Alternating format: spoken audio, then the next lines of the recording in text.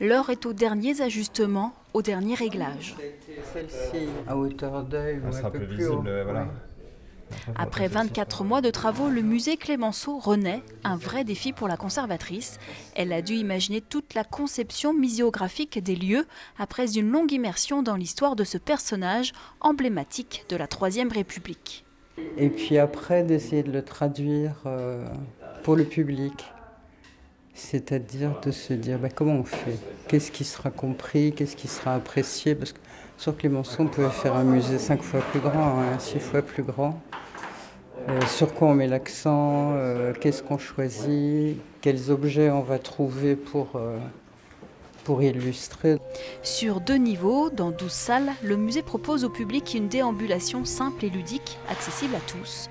En plus des vitrines pédagogiques, 30 petits films d'animation permettent d'enrichir la découverte des multiples facettes de Georges Clémenceau en dépassant l'image du Père la Victoire. C'est à vous de découvrir à votre rythme, selon votre envie. Vous êtes chez Clémenceau, vous vous installez, et là vous pouvez découvrir par exemple les grandes idées des Républicains avec des petits médias de 2 minutes 30 en français et en anglais. Chaque salle qui est gardé son volume a une thématique. Et avec ça, vous parcourez et vous prenez ce que vous avez envie. Vous picorez, vous pouvez en prendre plus, vous pouvez en prendre moins. Homme politique, homme de passion, ses liens avec la Vendée, toute la vie de Clémenceau est retracée ici dans sa maison natale, mais avec le parti pris d'exposer seulement 200 objets.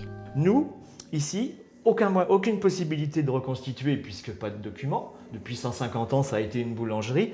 Donc, les objets sont très rares et c'est pas un lieu de vie, c'est un lieu de diffusion de sa pensée et de son action. Ce nouveau musée national ouvrira ses portes au grand public le 16 juin prochain.